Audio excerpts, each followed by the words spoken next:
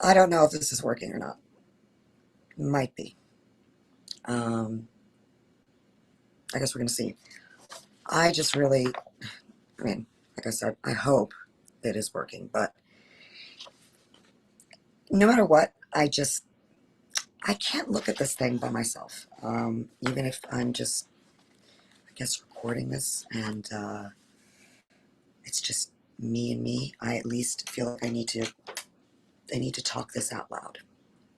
Because when I'm just looking at this by myself, this, um, holy crap. Um,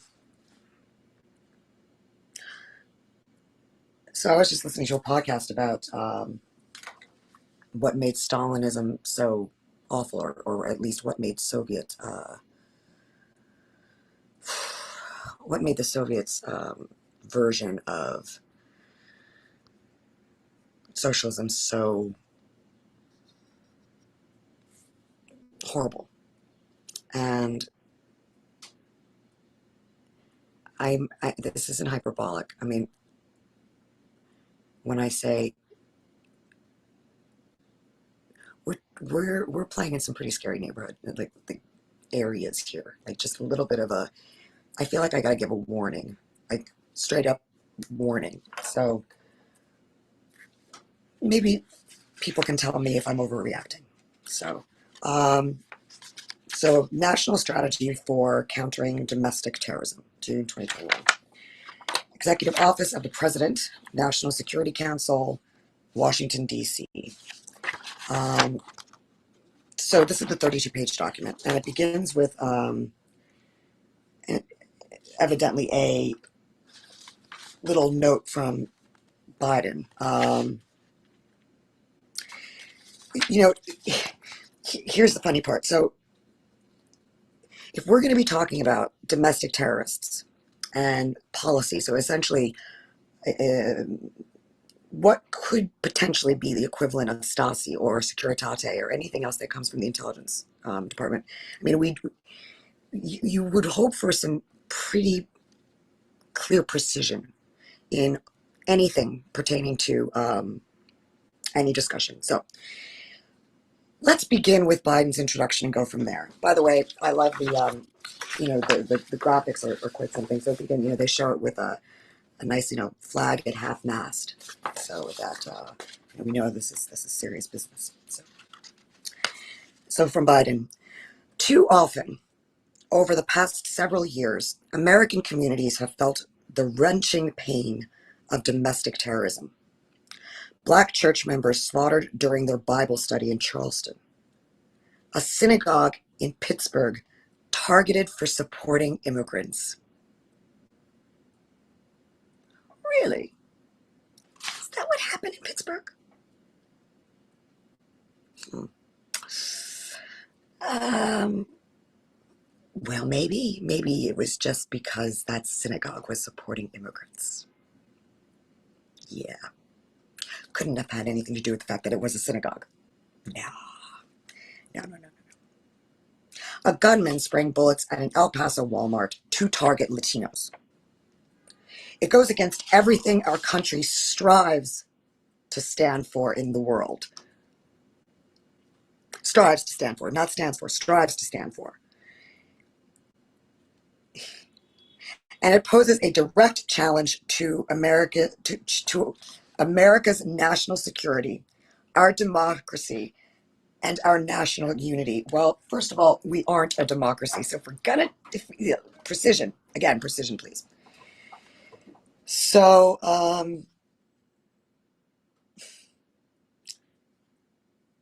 and note, our domestic terrorism poses a direct challenge to our national security. Just pointing this out. Just pointing this out. The National Strategy for Countering Domestic Terrorism, this is the title, all, capital, lays out a comprehensive approach to addressing the threat while safeguarding bedrock American civil rights and civil liberties.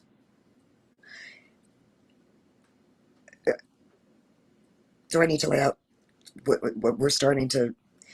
let me say this again. This national strategy for countering domestic terrorism lays out a comprehensive approach to addressing the threat while safeguarding bedrock American civil rights and civil liberties, values that make us who we are as a nation. I'm sorry, our rights are not values. See, this is where he's getting a little more confused. Our rights are natural. I value my natural, but they are not values. They're principles. Americans hold a wide array of beliefs. That is part of what makes the United States such a diverse and extraordinary nation. Preserving and safeguarding constitutionally protected expression and freedom of association are national security priorities. No, they are not. Actually, in order to, national security has nothing to do with our constitutionally protected freedom of expression and freedom of association. It has nothing to do with national security. It actually just is. National security can often interfere with that. So let's not get confused here. I mean, I don't think that they're basing this on a Soviet constitution. I mean, they could be.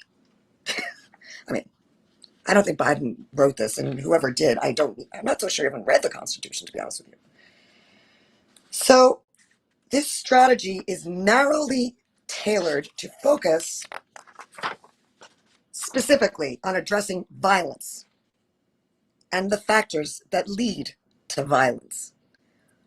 Violence that violates the law, threatens public safety, and infringes on the free expression of ideas. Well, we haven't defined violence, have we? So it's all violence. Do you see what I'm saying here? Mr. President, let's be specific. If you're going to be building Securitate, you don't want to make those of us who have seen that world nervous, do you? I mean, maybe you do, but I would suggest that the people, whoever's, rolling this stuff out, roll it back a little bit. Aim higher. We're not all dumb. We cannot ignore this threat. I'm not exactly sure what the threat is. It hasn't been defined. Or wish it away. Preventing domestic terrorism and reducing the factors that fuel it demand a multifaceted response across the federal government and beyond. Oh, so the multifaceted response across the federal government, which is what is supposed to assure us our rights, which actually, no. See, our Constitution assures us that our rights are protected despite the federal government, right? Our rights are natural, and the Constitution is in place to make sure that people like Biden and the rest of the misfits sitting there, sitting there in their, gated White House, don't fuck with us, right? Right. Where was I? Oh, yes. That includes working with our critical partners in state, local, tribal, territorial governments, and in civil society, the private sector, academia, and local communities, as well as with our allies and foreign partners. Fascism. Yes, literally. Fascism. We're not quite at totalitarianism yet, but this is pretty damn authoritarian. Just gotta say it. Anybody whose head is spinning right now and getting really upset because Biden's super nice, good, I'm glad he's nice. Trust me, you want to listen, because he may not be nice. Like, not really nice. Or maybe it's not him. Or, why don't you just pretend that Trump is doing all this from the background, like this, being demon or something, because this is serious shit.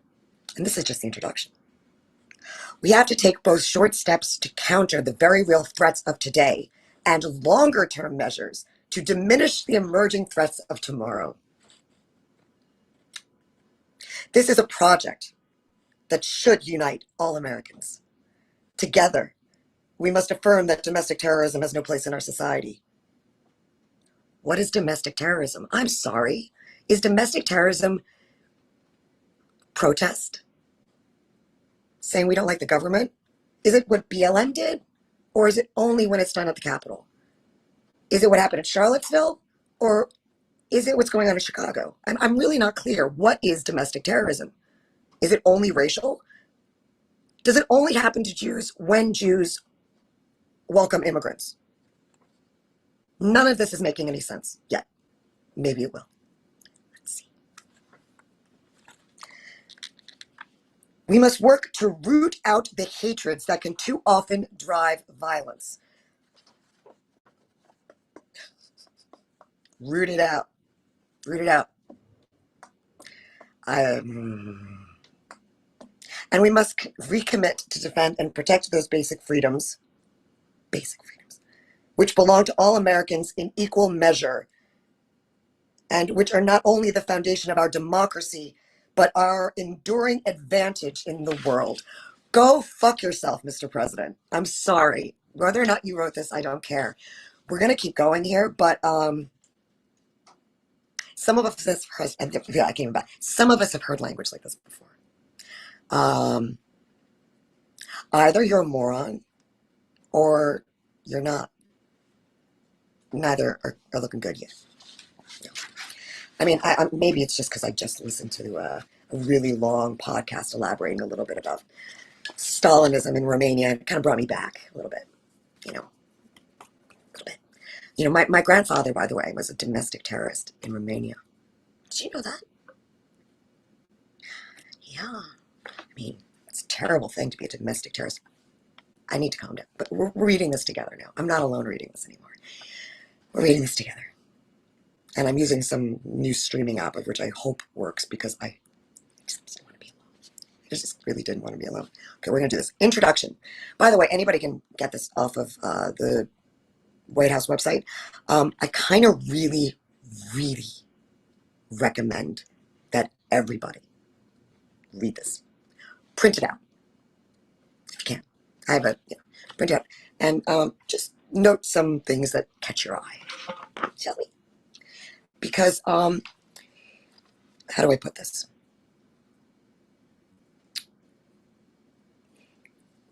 I hope that I'm complete. I mean, God, I hope that I'm just being paranoid, and I hope that I'm having some sort of Biden.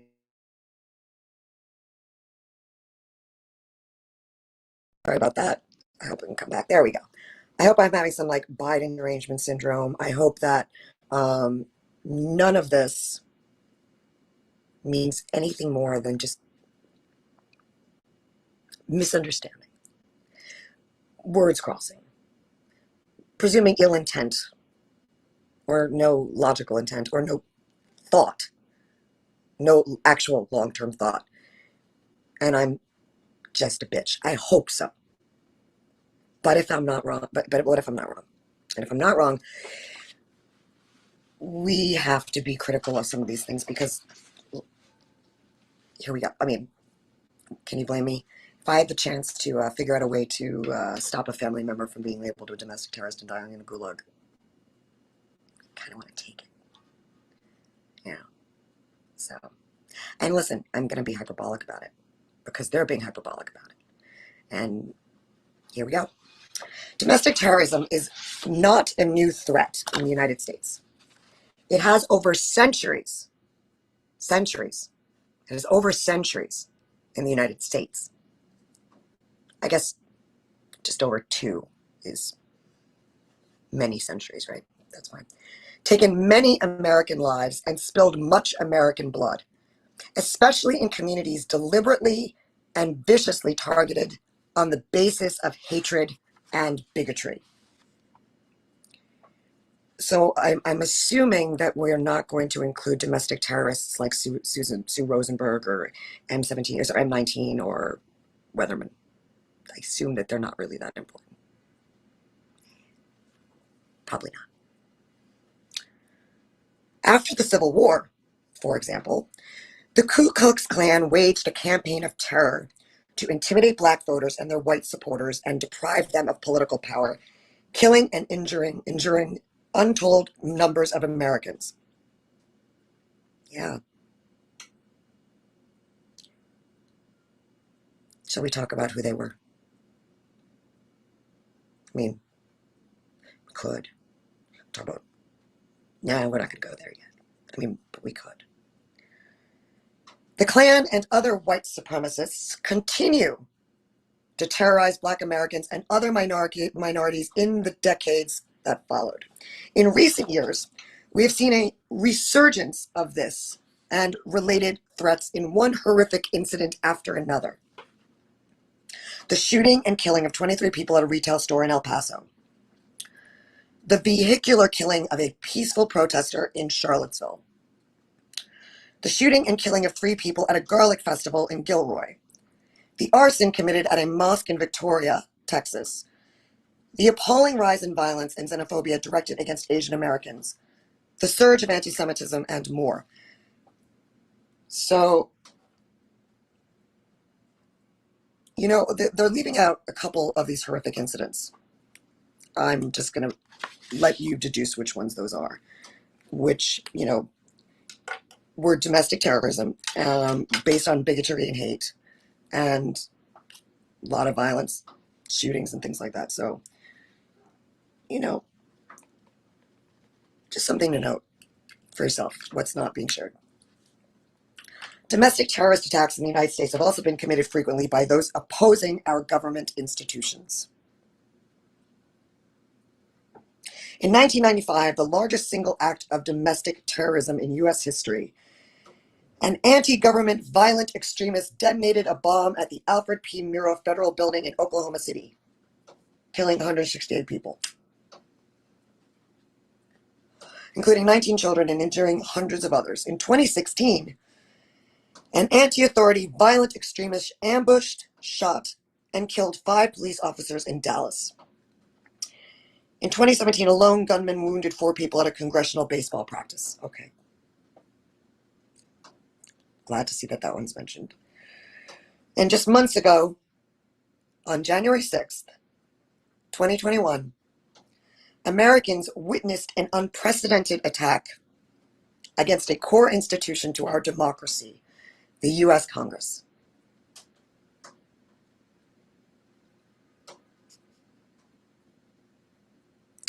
Some aspects of the federal government's response also are not new.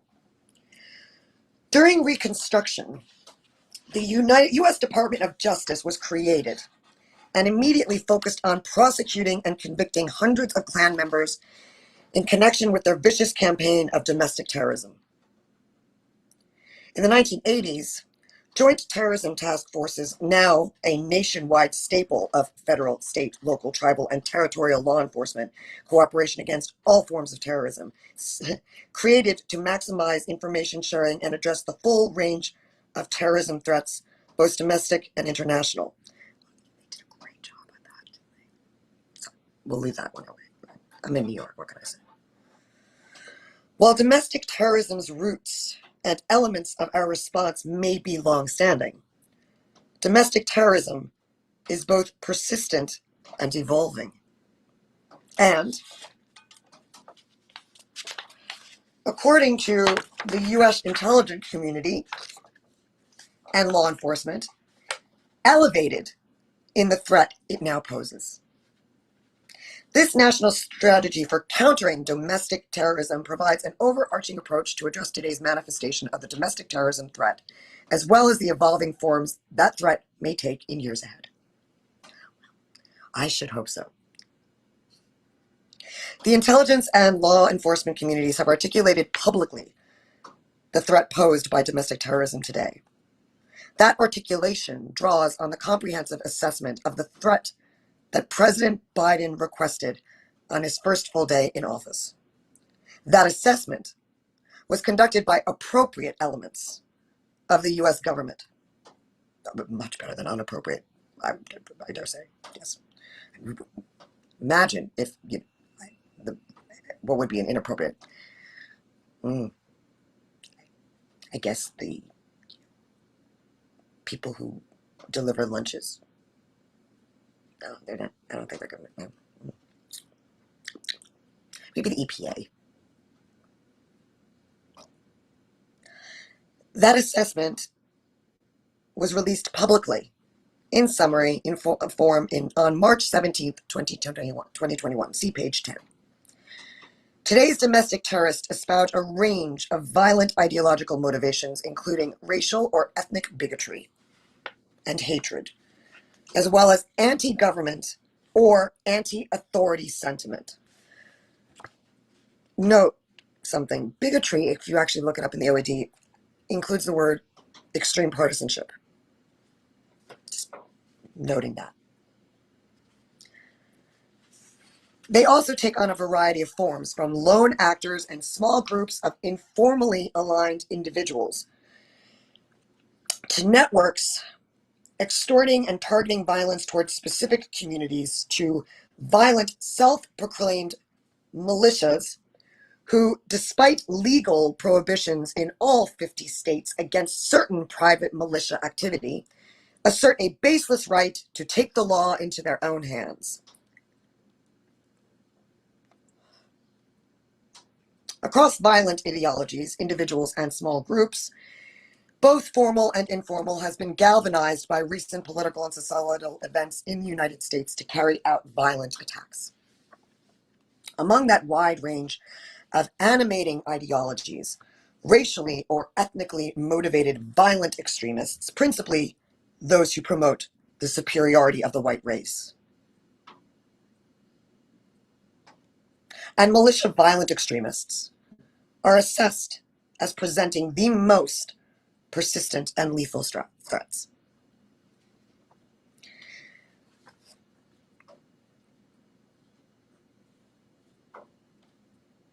We are taking on this complex and evolving domestic terrorism threat landscape with an approach that honors and protects both America's security and America's values, especially our cherished civil rights and civil liberties.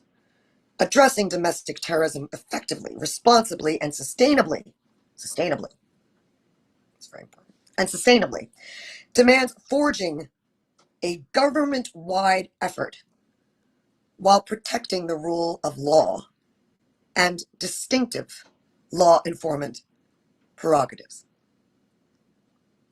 That involves policies that protect the independence and the integrity of the Department of Justice, including the Federal Bureau of Investigations, bolstering efforts that address domestic terrorism across the federal government,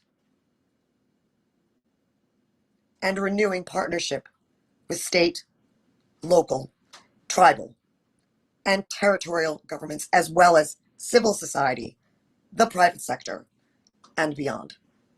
And focusing specifically on terrorist violence and the factors that contribute to it, while safeguarding constitutionally protected activity.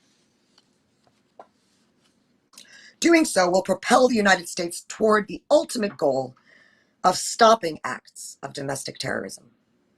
It will also help us to reduce the factors contributing to incitement to domestic terrorism online that exacerbate the spread of calls to violence. It will, moreover, guide the United States toward achieving the resilience that can prevent domestic terrorists from gaining traction and adherence in the first place. This strategy is organized around 4 pillars. The core elements of how the U.S. government will tackle the threat posed by domestic terrorism today. First, our efforts to understand and share information regarding the full range of domestic terrorism threats. Second, our efforts to prevent domestic terrorists from successfully recruiting, inciting, and mobilizing Americans to violence. Third, our efforts to deter and disrupt domestic terrorist activity before it yields to violence.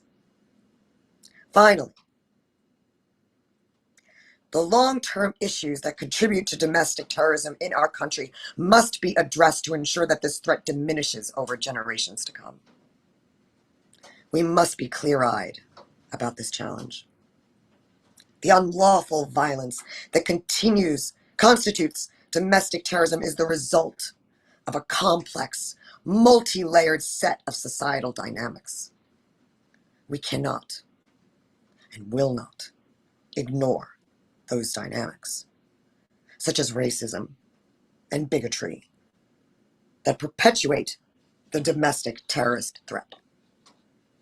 That is why this strategy's fourth pillar lays out long-term visions for addressing them. At the same time, this is a strategy specifically focused on the terrorist violence that all too often turns those broad dynamics into particular loss and heartache. Even as we look to address these underlying dynamics over the long term, we must focus intensely, as this strategy does, on the threat of violence that faces us right now. All told, today's domestic terrorism threats poses a danger to Americans, our democratic society, and our national security that we must counter aggressively, comprehensively, and responsibly. Doing so will make America not just safer, but also stronger and more unified. What follows is America's first government-wide strategy to do so.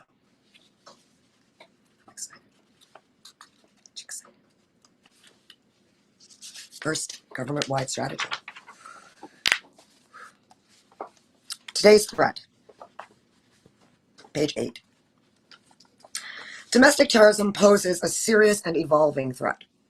A provision of federal law defines domestic terrorism as, a provision of federal law defines domestic terrorism as activities that involve, I have to just want to point out that when it's the federal government that is enforcing a law, also defining the law,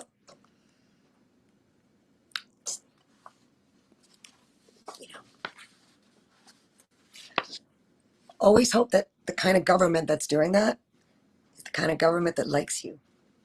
A provision of federal law defines quote-unquote domestic terrorism, it's in quotes, as quote-unquote activities that involve acts dangerous to human life that are a violation of the criminal laws of the United States or of any state, appear to be intended to intimidate or coerce a civilian population, to influence the policy of a government by intimidation or coercion, or to affect the conduct of a government by mass destruction, assassination, or kidnapping, and occur primarily within the territorial jurisdiction of the United States. End quote. Over time, domestic terrorism threats in the United States have ebbed and flowed, reflected different motivating ideologies, and demand varying government responses. Today's domestic terrorism threat, as assessed comprehensively by America's intelligence and law enforcement professionals in early 2021, involves a complex mix of elements.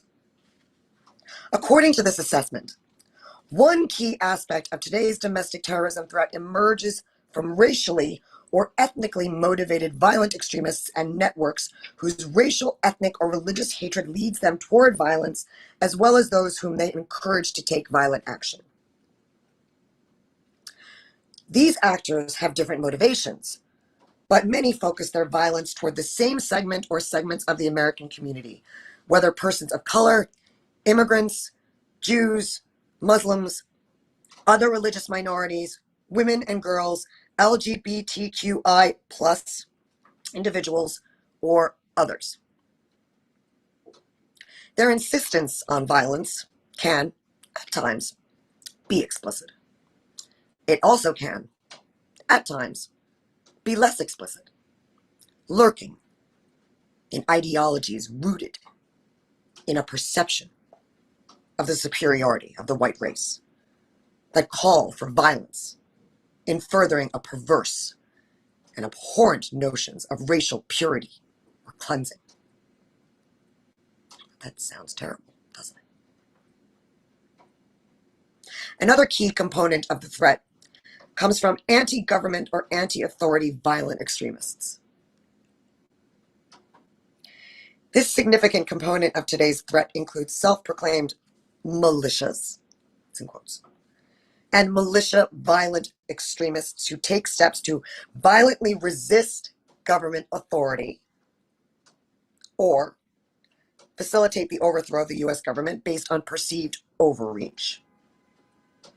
Anarchist violent extremists who violently oppose all forms of capitalism, corporate globalization, and governing institutions, which they perceive as harmful to society. Sovereign citizen violent extremists who believe they are immune from government, authority, and laws, or any other individual or group who engages in violence or incites imminent violence in opposition to legislative, regulatory, or other actions taken by the government. I'm going to read that little part again for you.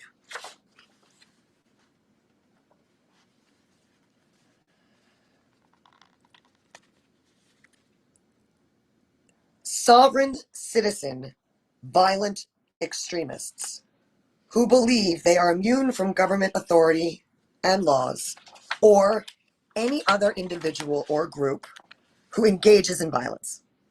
Got that? Or any other individual and group who engages in violence or incites imminent violence in opposition to legislative, regulatory, or other actions taken by the government.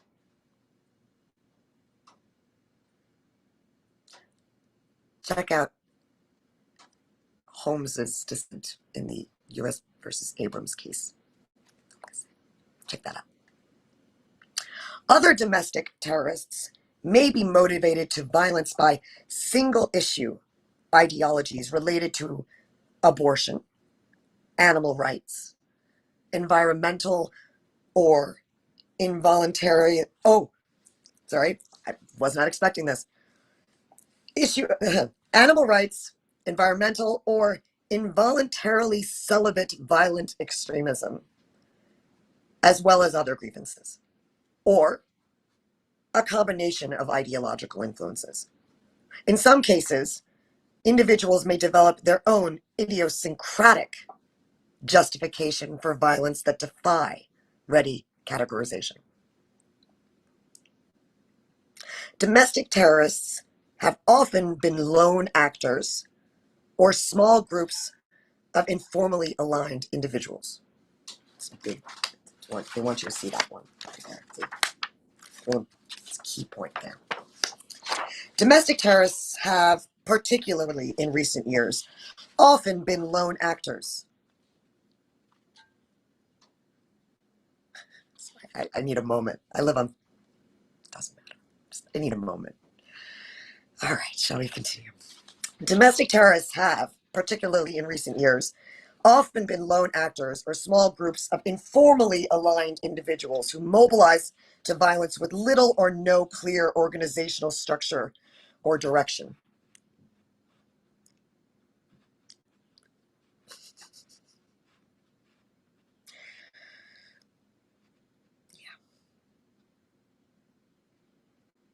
These individuals often consume material deliberately, disseminated to recruit individuals to causes that attempt to provide a sense of belonging and fulfillment, however false that sense might be. Their ideologies can be fluid, evolving, and overlapping. And they can, in some instances, connect and intersect with conspiracy theories and other forms of disinformation and misinformation. The often solitary and, at times, rapid nature of such mobilization to violence poses a particularly acute challenge to law enforcement and others seeking to prevent, disrupt, and deter domestic terrorism. These elements combine to form a complex and shifting domestic terrorism threat landscape and create significant challenges for law enforcement, especially on internet-based communication platforms such as social media, file uploaded sites, and end-to-end encrypted platforms. All of these elements can combine and amplify threats to public safety. This is the domestic terrorism threat America faces today, one with the distinctive imprint of today's digital age, as well as long-standing roots. Pardon, I lost my place. As well as long-standing roots in domestic terrorism challenges throughout our country's history. Tackling that threat comprehensively and persistently demands appreciating both its historical lineage and its distinctly modern form. The assessment of the domestic violent extremism threat from March 2021.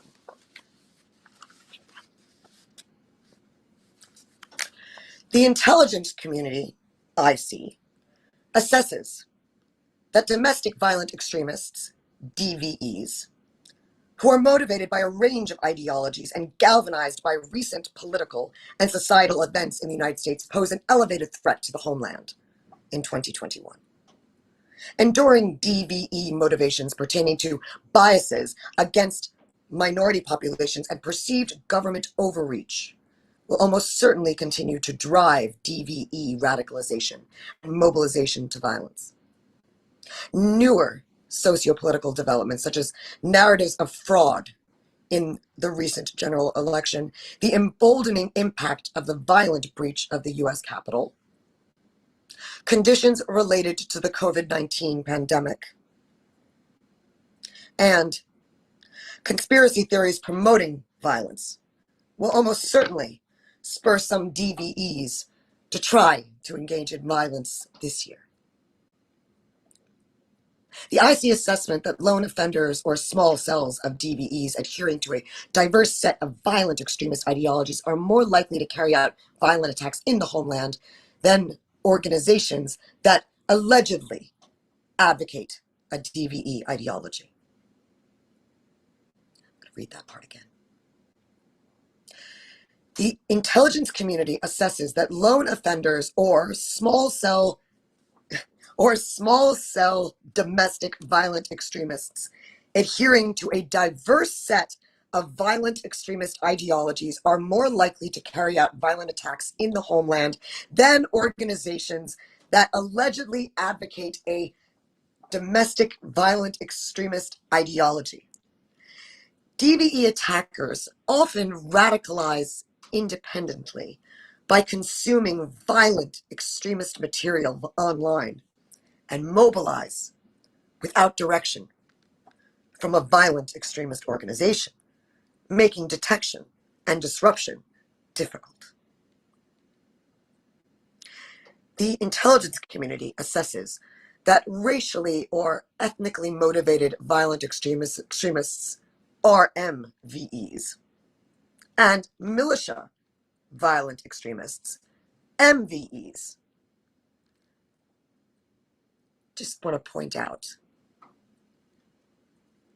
how interesting these threats are. I mean, it's quite in their nature to dehumanize a threat, of course. But just keep that in mind. The the intelligence community that racially or assesses that racially or ethnically motivated violent extremists are MVEs, and militia violent extremists, MVEs, present the most lethal DVE threat, with RMVEs most likely to conduct mass casualty attacks against civilians and MVEs typically targeting law enforcement and government personnel and facilities.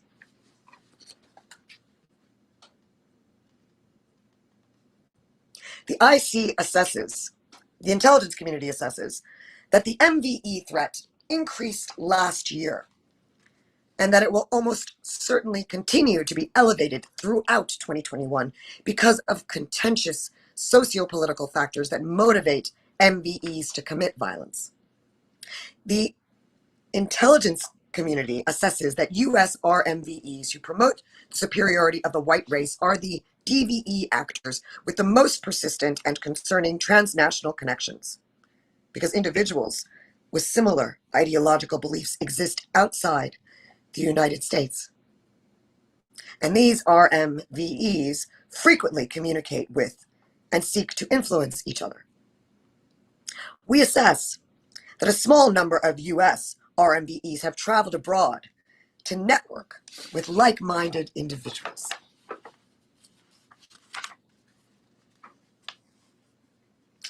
The intelligence community assesses that DVEs exploit a variety of popular social media platforms, smaller websites with targeted audiences, and encrypted chat applications to recruit new adherents, plan, and rally support for in-person actions, and disseminate materials that contribute to radicalization and mobilization to violence.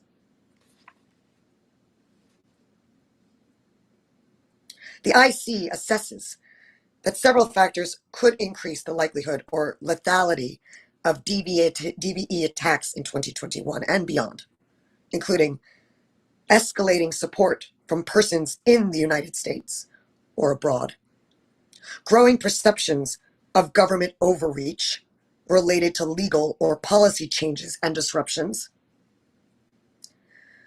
and high-profile attacks spurring follow-on attacks and innovations in targeting and attack tactics. DVE loan offenders will continue to pose significant detection and disruption challenges because of their capacity for independent radicalization to violence, ability to mobilize discreetly, and access to firearms. Our approach.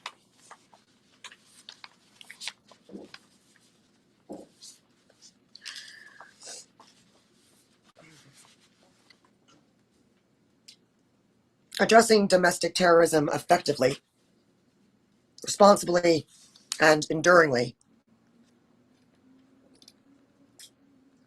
requires moving swiftly but sustainably, creatively but carefully, and decisively but deftly. Our approach will protect both the nation and the civil liberties of its citizens. We will forge a government-wide effort. We will forge a government-wide effort while safeguarding distinctive law enforcement prerogatives, such as those that belong to the Department of Justice, including the Federal Bureau of Investigations, and safeguarding critical patient-provider relationships like those maintained by the Department of Veteran Affairs providers with veterans. Particular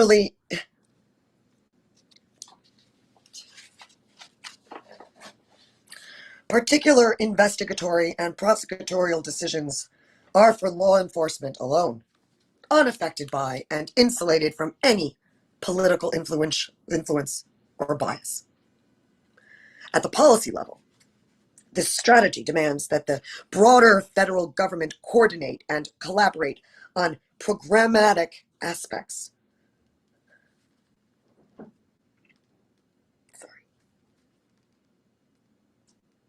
At the policy level, this strategy demands that the broader federal government coordinate and collaborate on programmatic aspects of countering domestic terrorism, such as information sharing, training, prevention, and intervention efforts.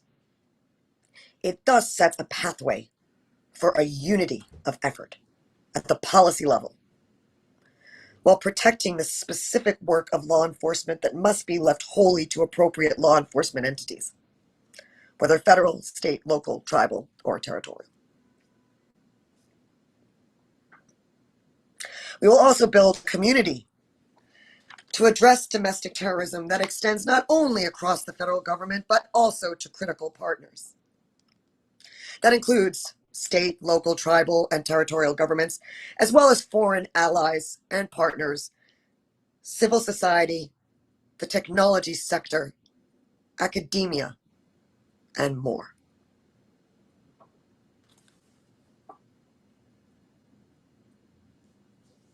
Domestic terrorism and the factors that contribute to it pose a challenge best tackled by a set of interlocking communities that can contribute information, expertise, analysis, and more to addressing this multifaceted threat. With the right orientation and partnerships, the federal government can energize, connect, and empower those communities, communities whose input was critical to the formulation of this strategy itself.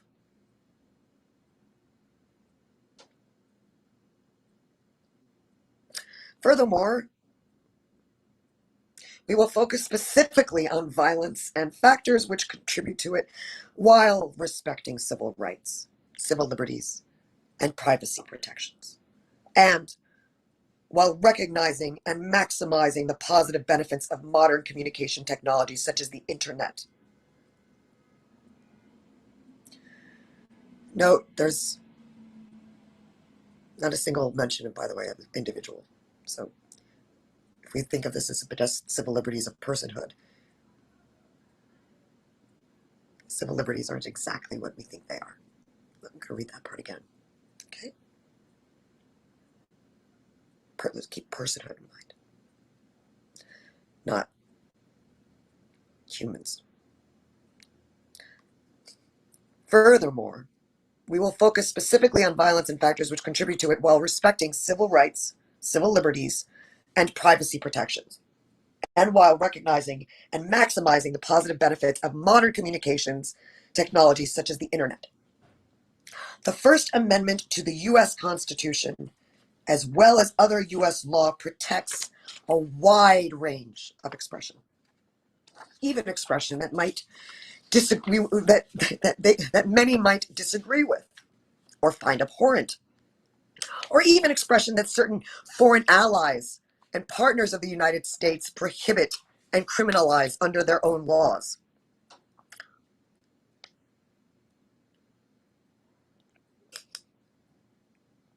Ours is a distinctly American tradition of robust speech, and it is a tradition we cherish. Violence and its incitement, however, are generally neither tolerated nor protected. Indeed, violence is generally criminal, as are incitement to imminent violence and true threats of violence.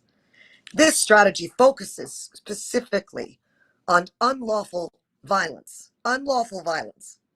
that poses a threat to public safety, to national security, and to the genuine free expression of ideas, indeed, to our democracy. Our country and its laws leave wide open the space for political and ideological views and their articulation, including through peaceful protest. But they leave no room for unlawful violence. This strategy is designed to preserve the former while preventing the latter. It is critical that we condemn and confront domestic terrorism regardless of the particular ideology that motivates individuals to violence. The definition of domestic terrorism in our laws makes no distinction based on political views, left, right, or center. And neither should we. We must disrupt and deter those who use violence to intimidate racial or religious minorities who have so often been the victims of hateful extremists. So too must we disrupt and deter those who launch violent attacks in the misguided effort to force change in government policies that they view as unjust. In a democracy, there is no justification for resorting to violence to resolve political differences.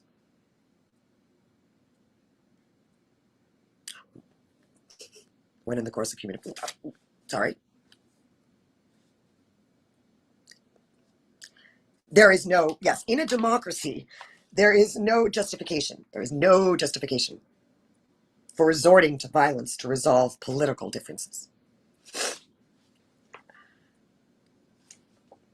We will do all of this with a singular goal: stopping acts of domestic terrorism. Domestic terrorism has taken the lives of too many Americans in recent years, injuring still more and leaving behind grieving families and friends. The overarching goal of the strategy is preventing, disrupting, and deterring that violence. Pursuing that goal includes reducing the factors contributing to domestic terrorism. Those factors have multiple dimensions, including incitement to imminent violence online, some transnational linkages, and certain self-proclaimed private militia activity that, to varying degrees, is prohibited by the laws of all 50 states.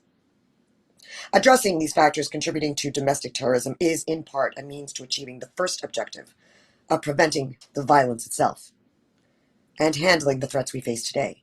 But it must also be its own objective, as reducing the contributing factors can make a difference in diminishing the threat we might otherwise face tomorrow. So I'm going to let, actually, this is interesting.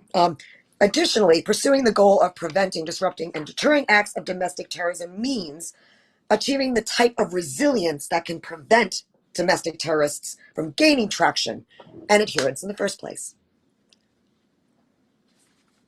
The government's going to be terrific at predicting that. Any government would be. Resilience can take many forms. It can mean raising public awareness of how terrorists deliberately seek overreaction, which can help to avoid precisely that overreaction, and instead thwart terrorists' own strategies. And it can mean broader still, cultivating a type of digital literacy that can empower the American public to resist those who would use online communication platforms and other venues to recruit, radicalize, and mobilize to violence. Fostering and ultimately attaining these and other forms of resilience is a third goal, and one whose achievement would strengthen the United States against domestic terrorism, as well as other threats to U.S. national security. Strategic pillars. I'm going to start jumping a little bit around here, but because I want to get to number 3. Strategic goal: enhance domestic terrorism-related research and analysis. Addressing any threat effectively requires understanding it thoroughly. For today's shifting and divisive domestic terrorism threat, the task is imperative. The federal government continues to augment and improve how the domestic terrorism threat is analyzed and understood. Analysis of key trends and trajectories are now regularly generated by the Federal Bureau of Investigations and Department of Homeland Security, with support from the National Counterterrorism Center and others as appropriate, and then shared widely across the federal government. These analyses benefit from the continued tracking of domestic terrorism-related investigations and prosecutions across federal law enforcement and nationwide, and moreover, will benefit from increased exploration of publicly available threat-related information consistent with applicable laws and guidelines. Additionally, a comprehensive understanding of the domestic terrorism threat landscape requires facilitating a systematic provision of information and data to the appropriate parts of the federal government from state, law, tribal, and territorial partners who often identify and disrupt manifestations of domestic terrorism threats, even if they don't all use the same labels to describe it. That is why the federal government is enhancing its ability to receive and analyze domestic terrorism threat information provided by state, local, tribal, and territorial partners, as well as improving its coordinated dissemination of that information. Doing so will inform more fully not only executive branch officials, but also Congress and the American people as they seek to understand the domestic terrorism threat facing the nation today.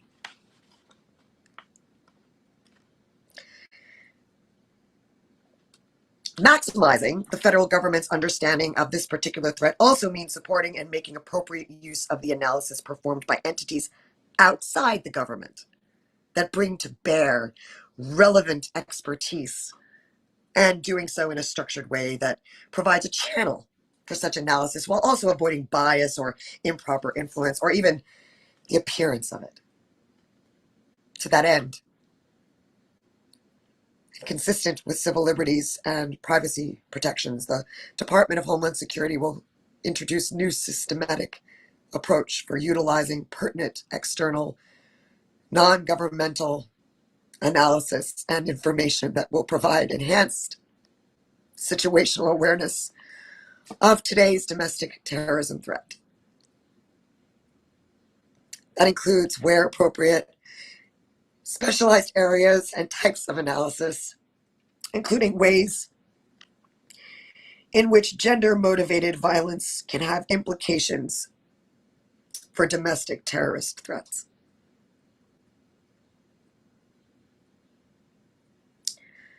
With this enhanced domestic terrorism-related research and analysis, the federal government must continue to improve information sharing on domestic terrorism threats across the government to ensure that all relevant federal partners are equipped to take appropriate measures with this knowledge.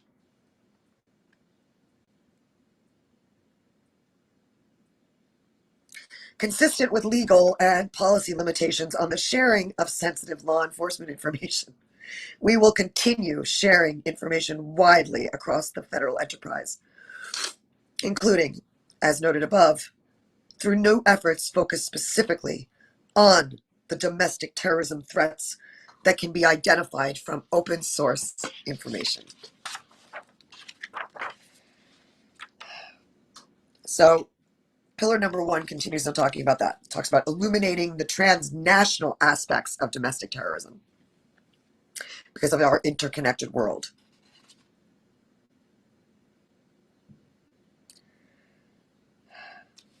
Some domestic violence extremists have sought ties and connections to individual violence extremists overseas. The Department of State, in consultation with the Department of Treasury, is working with other components of the federal government and with our foreign allies to assess whether additional foreign entities linked to domestic terrorism can, under the relevant statutory criteria, be designated as foreign terrorist organizations or specifically designated globalist terrorists. That includes analyzing the latest intelligence to form those considerations through a process that will continue as more foreign intelligence is collected and disseminated by various agencies. Doing so would bar U.S. persons from supporting these foreign entities or receiving training from them. Moreover, the Department of Treasury, in coordination with law enforcement and other interagency partners, is exploring ways to enhance the identification and analysis of financial activity associated with domestic terrorists and their foreign counterparts, as well as enhancing engagement with financial institutions on domestic terrorist financing, including through existing provisions of the Bank Secrecy Act. Appropriate elements of the intelligence and law enforcement communities have already identified and are now implementing more robust information exchanges with foreign partners regarding the foreign connections to the U.S. domestic terrorism threat and those partners' own experience addressing any comparable threats within their countries.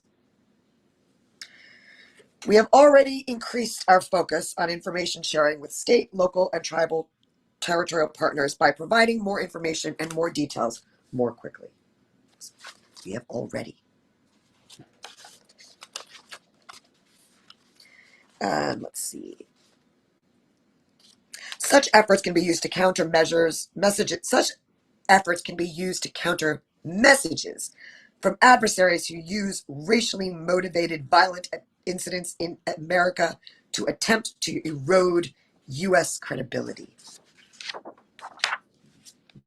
Finally, illuminating the transnational context relevant to aspect of today's domestic terrorism threat can, in appropriate circumstances, allow us to bring to bear relevant authorities and tools specifically focused on international terrorism. We will apply such tools where the facts and law support, blah, blah. Strategic Goal 2.1, strengthen domestic terrorism prevention resources and services. Pillar 2, prevent domestic terrorism recruitment and mobilization to violence.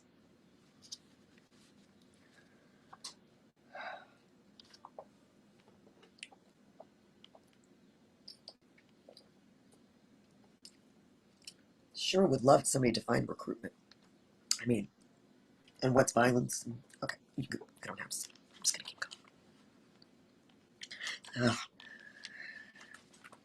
This sure ain't no Washington's farewell address. That's all I can tell you. So, while those who break the law in furtherance with domestic terrorism must face investigation and prosecution for their crimes, it is equally important that the federal government engage in efforts to prevent individuals from being drawn into the grip of domestic terrorism in the first instance.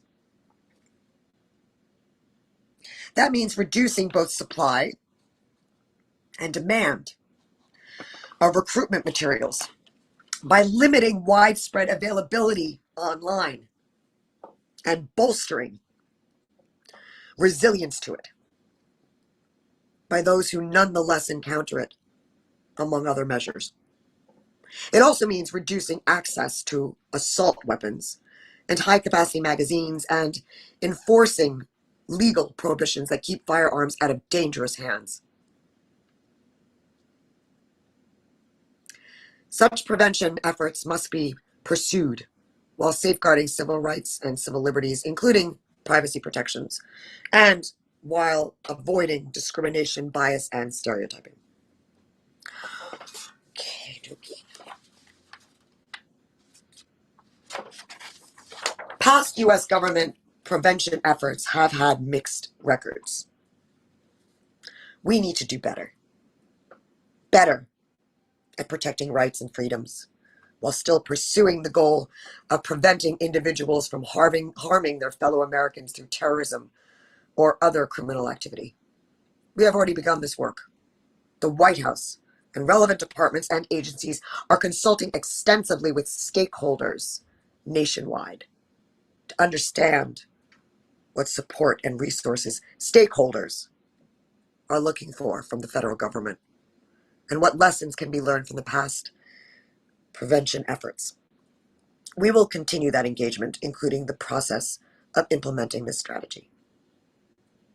Grounded in existing evidence and best practices in public health, focused violence prevention, our approach to domestic terrorism prevention draws on the expertise, experience, and efforts of the entire government. A number of departments and agencies are already pursuing efforts to enhance community level and individual level resilience to violence, many of which help to advance the prevention of domestic terrorism. For example, the Department of Homeland Security and others are currently funding and implementing or planning evidence-based digital programming, including enhancing media literacy and critical thinking skills as a mechanism for strengthening user resilience to disinformation and misinformation online for domestic audiences.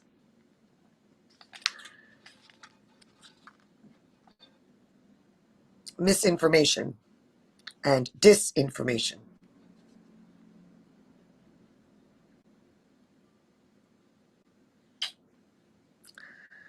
Chefach. The Department of State and United States Agency for International Development are doing similar work globally. The Department of Homeland Security has expanded its efforts to provide financial, educational, and technical assistance to those well-placed.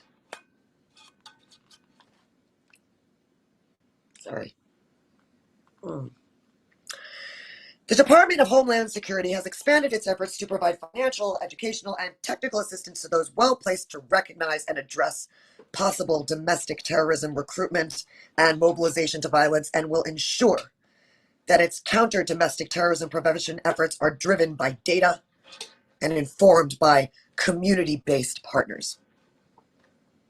The Department of Homeland Security also increased the grant funding available in this area in support of evidence based programs and with transparency regarding their use. The Department of Defense, in addition, is incorporating training for service members separating or retiring from the military on potential targeting of those with military training by violent extremist actors.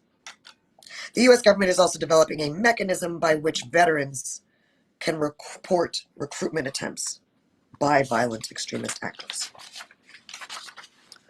The U.S. government often is not best placed to identify or address issues that will first emerge at the local level.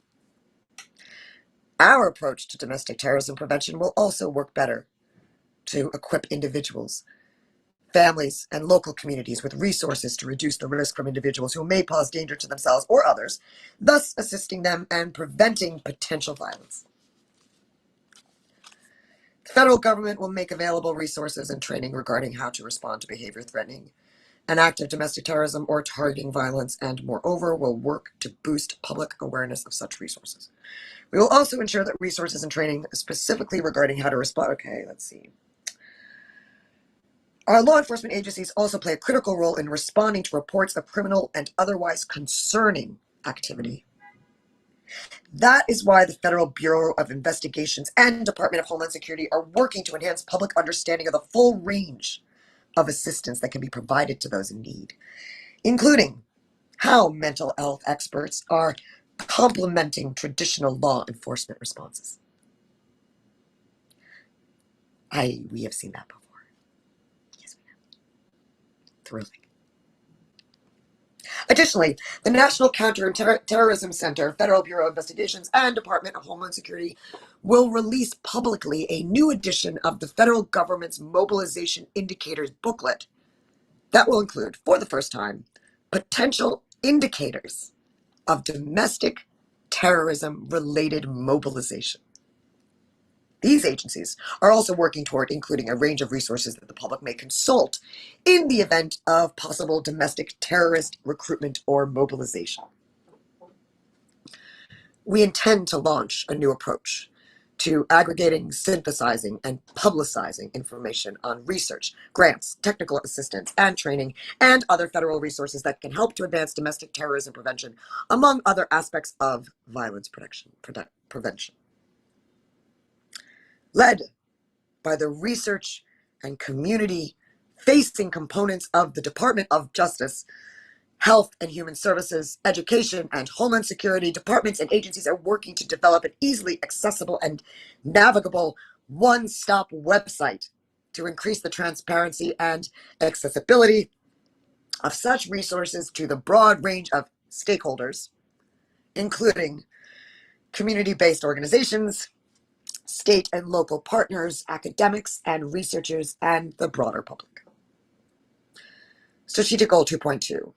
Address online terrorist recruitment and mobilization to violence by domestic terrorists.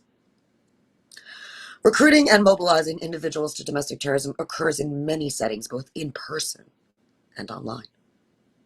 These activities are increasingly happening on internet-based communication platforms, including social media, online gaming platforms, file upload sites, and end-to-end encryption chat platforms, even as those products and services frequently offer other important benefits. The widespread availability of domestic terrorist recruitment material online is a national security threat whose front lines are overwhelmingly private sector online platforms, and we are committed to informing more effectively the escalating efforts by those platforms to secure those front lines.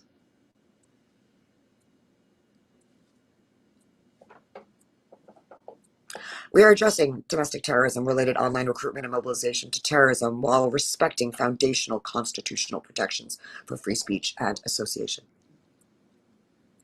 The U.S. government already provides information to the private sector and other non-government entities in a wide array of contexts, such as cybersecurity, international terrorism, and critical infrastructure defense. Likewise, the U.S. government provides information to assist online platforms with their own initiatives to enforce their own terms of service that prohibit the use of their platforms for domestic terrorist activities. Continuing to enhance the domestic terrorism related information offered to the private sector, especially the technology sector, will facilitate more robust efforts outside the government to counter terrorists' abuse of internet-based communication platforms to recruit others to engage in violence. Availability of domestic terrorism-related recruitment material online is almost certain to persist at some level. That is especially true on the platforms that explicitly encourage or tacitly condone such material, as well as on end-to-end encrypted platforms where such material can be harder to identify, even by those operating such platforms. Dealing with the supply is therefore necessary, but not sufficient. We must address the demand, too.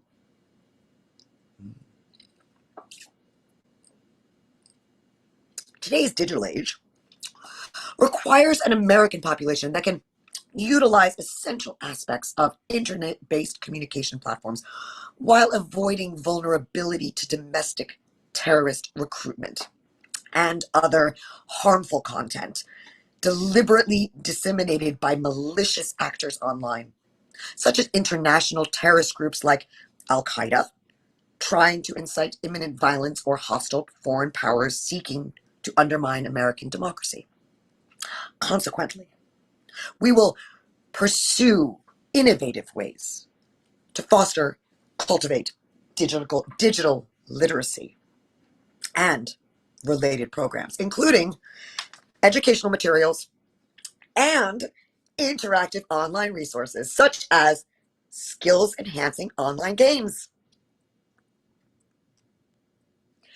This can provide a useful component to forging the resilience that may help to stern domestic terrorism recruitment and mobilization into violence. We will do all of this in a global, multi-stakeholder setting in which we can collaborate on addressing terrorist content online with partner governments similarly committed to freedom of expression, as well as technology companies and civil society organizations. Therefore, the United States endorses the Christchurch call to action: eliminate terrorist and violent extremist content online. We applaud language in the Christchurch call, emphasizing the importance of tackling the very real threat posed by online terrorist content while respecting human rights and freedom of expression.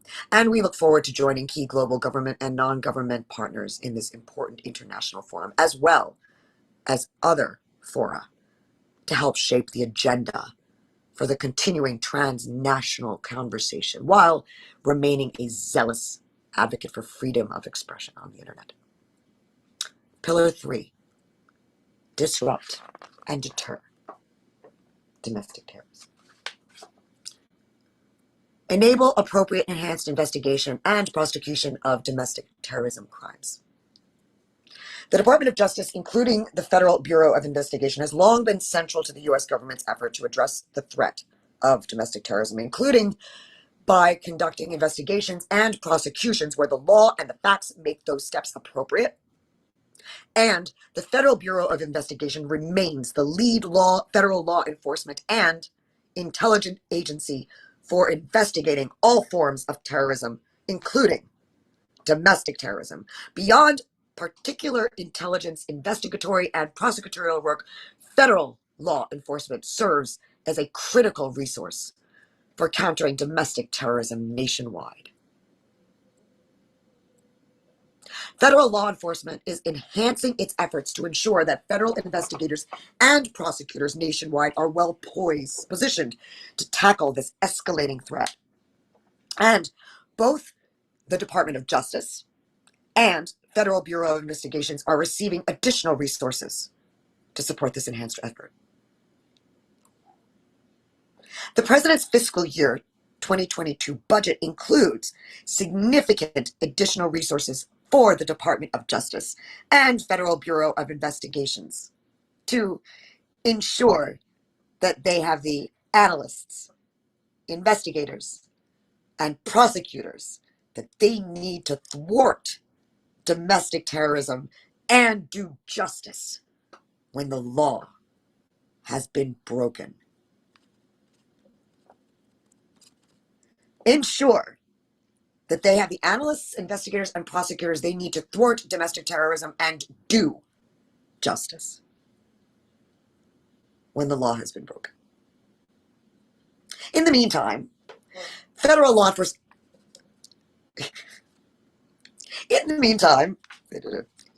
federal law enforcement is working to identify interim measures that will allow the necessary flexibility in movement of human resources to ensure that the domestic terrorism threat is addressed not only thoroughly, but also aggressively. Moreover, the Department of Justice plans to augment its provision of training and other resources to U.S. attorneys' offices across the country to match the heightened priority already being assigned by the Department to domestic terrorism investigations and prosecutions. Furthermore, the Department of Justice and Federal Bureau of Investigations will sustain the already robust collaboration between counterterrorism investigators and prosecutors and hate crime investigators and prosecutors. The Department of Justice will strengthen and expand the use of Domestic Terrorism Executive Committee to ensure nationwide interagency collaboration on countering domestic terrorism and ensure that anti-terrorism advisory councils across the country focus on the elevated domestic terrorism threat, ensuring that every U.S. Attorney's Office has the expertise, training, and guidance needed to identify and address domestic terrorism.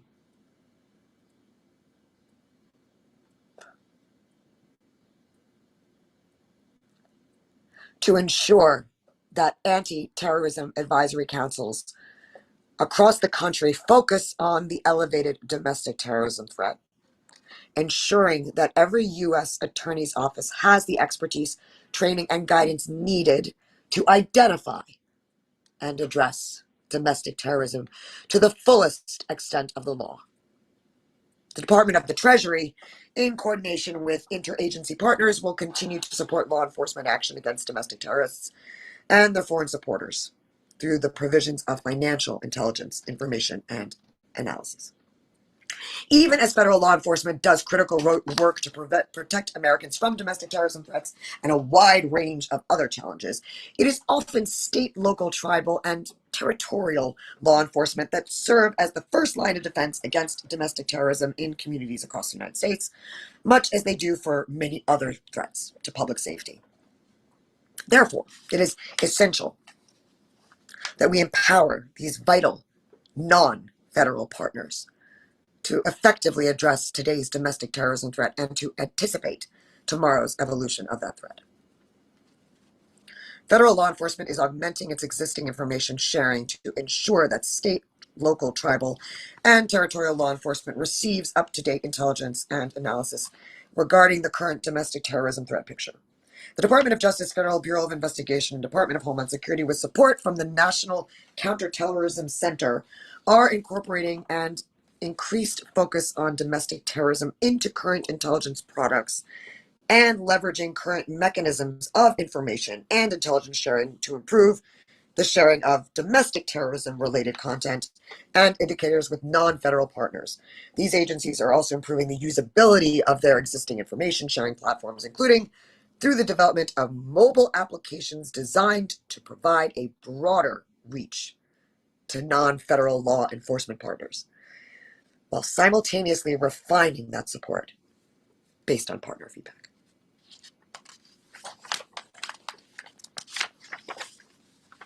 In addition to increased information sharing, federal law enforcement is offering enhanced domestic terrorism-related resources and training to state, local, tribal, and territorial partners. The Federal Bureau of Investigation's National Counterterrorism Center and Department of Homeland Security, for example, are developing strategies to provide enhanced training on domestic terrorism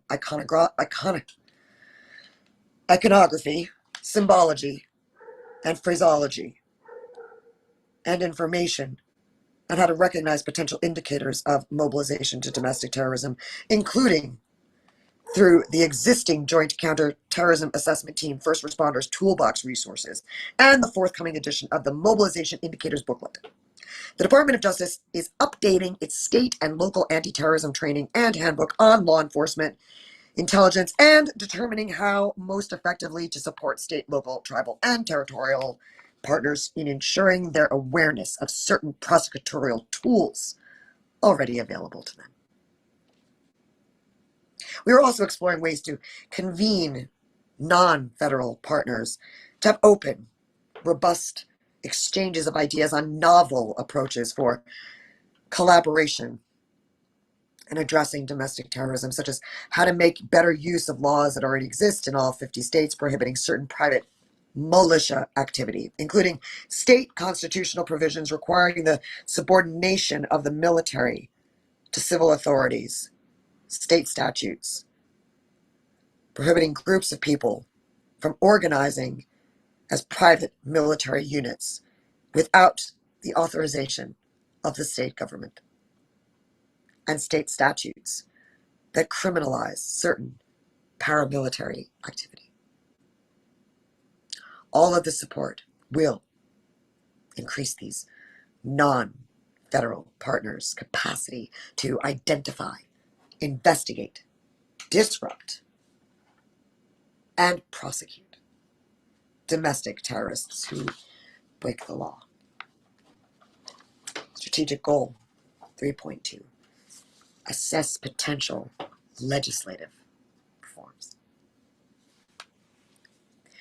The threat posed by domestic terrorism is an urgent priority, and this strategy explains how we are already addressing it aggressively using existing legal authorities. It also lays out how we plan to continue to improve our response while relying on those authorities.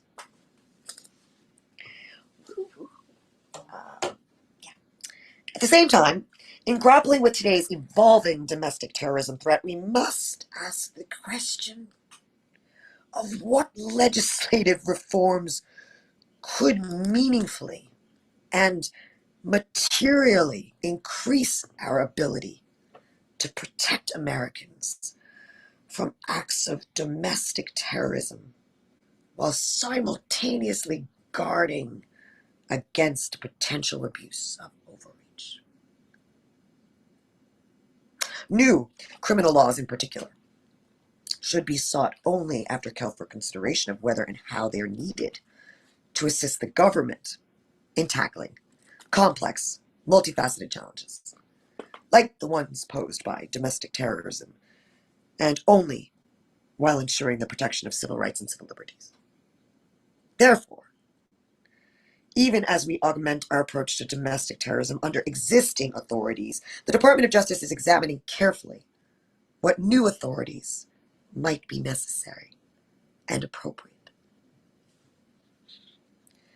As with the rest of this strategy, we are ensuring that such examination is driven by the facts and informed by the analysis of the experts who can guide our understanding of both the current authorities for addressing domestic terrorism threats and the implications for civil rights and civil liberties of pursuing any changes to those authorities.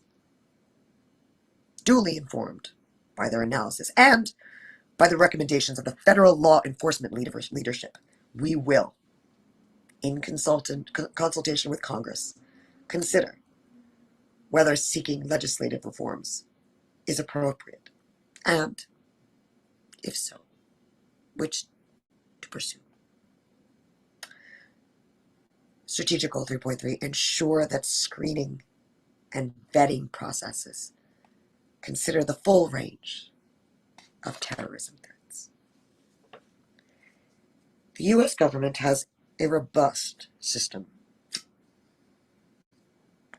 for determining which individuals seeking sensitive access or employment and which passengers seeking certain forms of travel require, for the safety of others, additional scrutiny. That system has been refined, calibrated over time to ensure increased protections for civil rights and civil liberties, as well as enhanced accuracy. To the extent that individual known or suspected terrorists meet the threshold under that system for additional screening measures, or, where appropriate, exclusion from certain activities, that system is being fully utilized. We are, moreover, ensuring that existing watch listing mechanisms and systems are applied in appropriate cases to known or suspected international terrorists with connections to domestic terrorist threats in an ideologically neutral manner. That work includes making available the improved, robust mechanisms that are available in appropriate circumstances to those who believe that they have been improperly listed. Pre-employment background checks and re-investigations for government employees is a critical screening process that must account for all possible terrorist threats. The United States is well served by a diverse workforce, including in the military and federal, state, local, tribal, and territorial law enforcement. Those who protect and defend this nation should reflect that nation, including its vast spectrum of experiences and viewpoints. Consistent with that, no one should be allowed to abuse or exploit the trust and responsibility or often sensitive accesses and resources that are part of such a profession.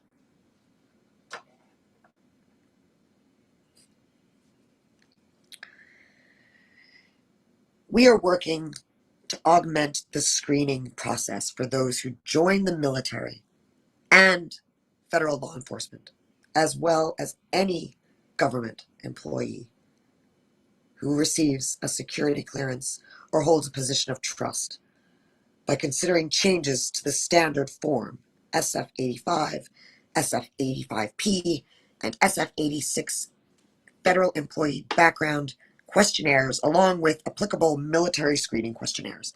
This effort can help to ensure that new applicants and employees undergoing re-investigations are abiding by legal obligations, including providing candid and forthright representations, and to prevent individuals who pose domestic terrorism threats from being placed in positions of trust. We are also improving our systems and mechanics for identifying anyone who has already been granted a sensitive position of trust within the federal workforce, who would misuse that position in violation of law, including domestic terrorism-related activities. The Department of Defense, for example, is reviewing and updating its definition of prohibited extremist activities amongst uniformed military personnel, and will consider appropriate policy recommendations and options to address such activity by and among civilian employees and contractors. Moreover, the federal government is developing threat assessments, resources, and training for state, local, tribal, and territorial partners aimed at enabling them to enhance their employee screening programs and prevent violence. This includes facilitating their consistent use of federal government databases, already available to them for screening purposes. Finally, we are enhancing existing training programs and resources for those in the private sector to prevent sensitive positions, such as those at airports, seaports, chemical facilities, and other critical infrastructure sites, from being exploited by domestic terrorists. Domestic terrorism can take many forms, inspired by a wide range of violent ideologies whose common, dangerous feature is the resort to violence rather than the peaceful expression of views and resolutions of differences.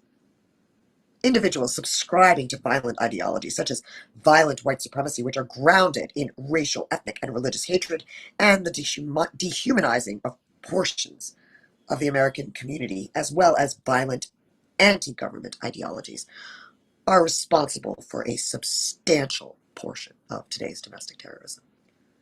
Tackling the long-term contributions to this challenge demands addressing the sources of that mobilization to violence, with leadership from relevant domestic-facing agencies, coordinated by the White House's Domestic Policy Council, and in close partnership with civil society. This means tackling racism in America.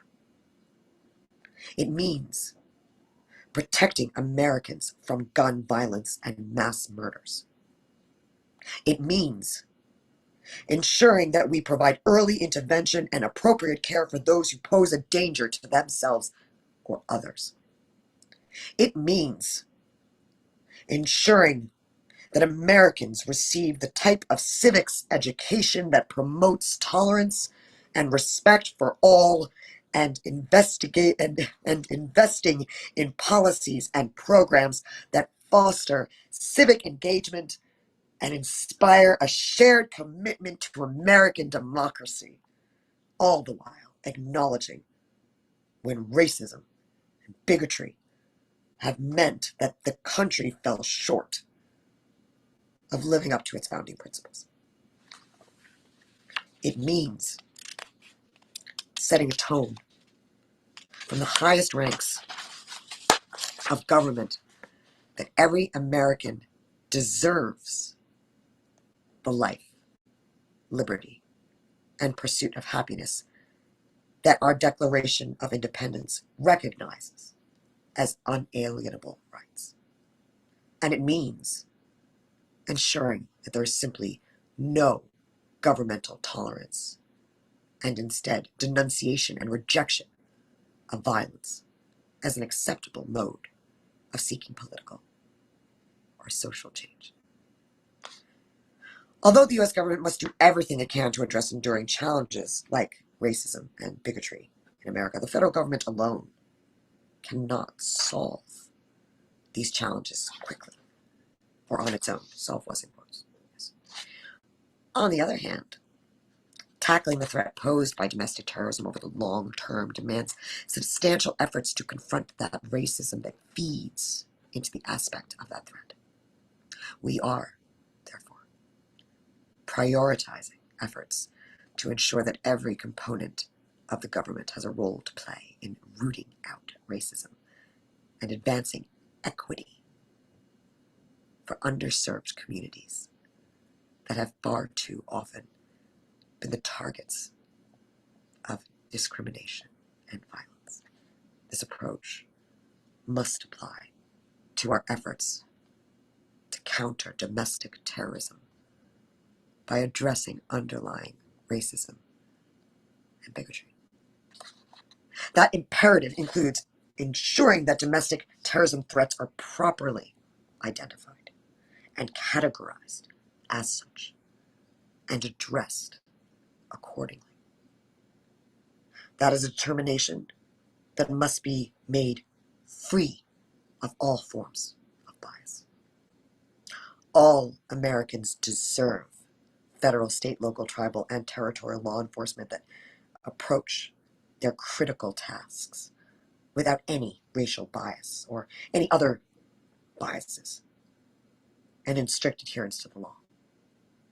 That is why we are working to bolster efforts to ensure that law enforcement operates without bias as it identifies, responds to domestic terrorism threats, and in turn, that law enforcement provides for the public safety of all Americans.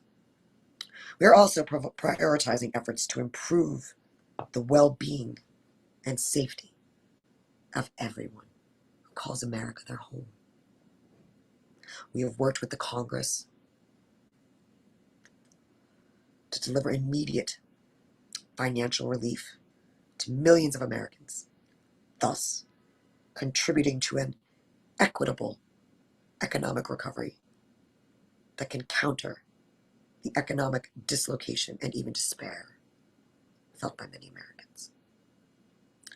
Our continued efforts will augment and accelerate the essential work of economic recovery and sustainable development, alleviating over time the sentiments that some domestic terrorists deliberately use to recruit and mobilize.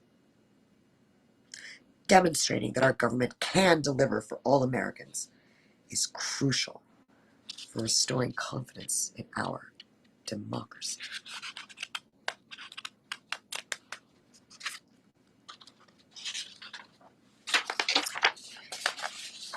These efforts speak to a broader priority: enhancing faith in government and addressing the extreme polarization fueled by a crisis of disinformation and misinformation, often channeled through social media platforms, which can tear Americans apart and lead some to violence.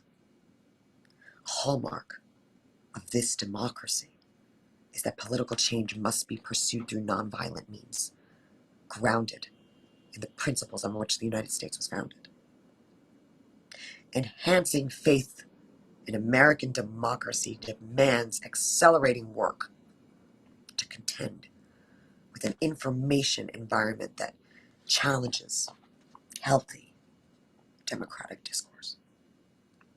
We will work toward finding ways to counter the influence and impact of dangerous conspiracy theories that can provide a gateway to terrorist violence.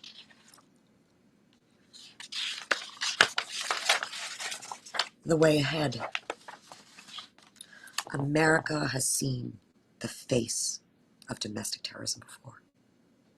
Our country has struggled against groups and individuals who refused to accept that as a democracy, we must settle our difference peacefully and according to the rule of law.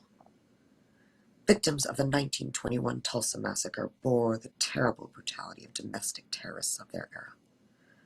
Victims of the 1995 Oklahoma City bombing suffered the awful inhumanity of domestic terrorists of their time.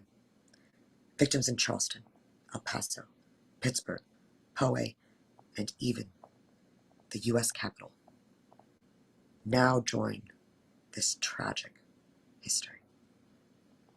We have seen certain communities among our diverse nation, including racial, ethnic, and religious minorities, immigrants, LGBTQI plus individuals, women and girls, as well as law enforcement officials, public servants, and government officials who have been deliberately and most often targeted by domestic terrorists and who, in turn, often have paid the steepest price. Today, domestic terrorism threat will not fade if we simply hope for its disappearance, let alone if we ignore it. Addressing this threat demands concerted action, coordinated implementation, and careful respect for civil rights and civil liberties. It demands synchronization with broader counterterrorism efforts that include effective responses to continuing and dynamic threat posed by international terrorism. It also demands a strategy to unite the different elements involved in responding to this challenge. This document represents that strategy, a strategy whose implementation is already well underway. We will be steered by it as we forge a community across the federal government and beyond to counter today's domestic terrorism threat and thus to make everyone in America safer and the country and our democracy stronger and more secure. We will continue to evaluate implementation of this strategy to ensure our response evolves as the threat evolves. We will also ensure consistent and rigorous oversight and accountability. Together, we will reaffirm our country's core commitment to the peaceful expression and exchange of ideas, to equal justice under the rule of all, and to equality for all.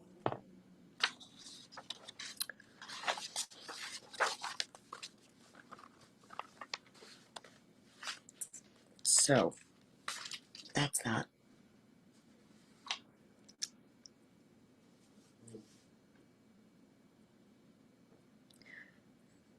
I hope people read it.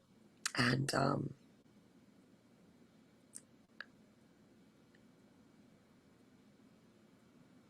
I also hope people read up on some history.